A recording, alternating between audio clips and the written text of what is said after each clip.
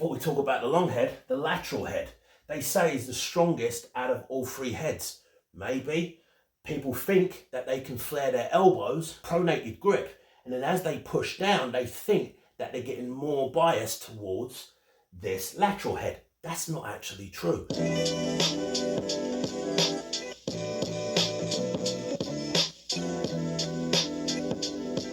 One, two. Okay, we've got 3D triceps here. There's three muscles. There's two that are superficial, which is the long head and the lateral head. The medial head you actually can't see. It's hidden. It's hidden underneath the long head. And what's interesting about the long head, or point of origin, is here, right on the scapula.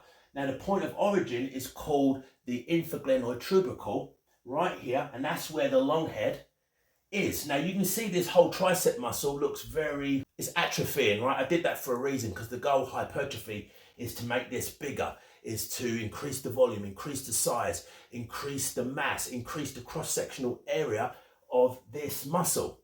This is the long head muscle. It's very, very special. Now, before I talk about the long head, what's interesting about the medial head, it is always activating. Even if you've got no load, you could be doing this, and this medial head, which you can't see on the diagram, is always working. Before we talk about the long head, the lateral head, they say is the strongest out of all three heads.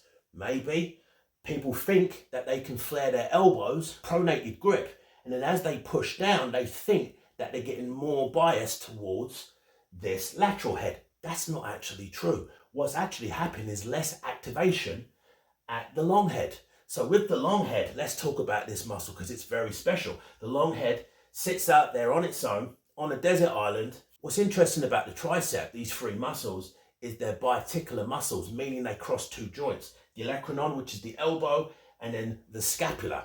Now this long head is so special. Now when this long head goes into adduction, right? This is the humerus bone behind it. The humerus bone adducts, right? So when it adducts, that means the lat's gonna fire and also pectorals are gonna fire, but more importantly, the long head's gonna fire. So as soon as you adduct your shoulder, that's what's gonna happen. This muscle's gonna activate. Now you saw in that video, not only did I adduct my shoulder, I also pulled my elbow back, which is also another function of the long head. So there's two primal functions of the long head: adduct the shoulder, extend the humerus, and now you put all the stress back, the good stress, back onto the long head. You'll also, in this position with extension and adduction, you'll also activate the medial head, because these muscles, as soon as you encounter resistance, turn on. The medial head is always acting all the time, regardless if you're lifting no load. So in summary, the lateral head, the outside, the horseshoe of the tricep,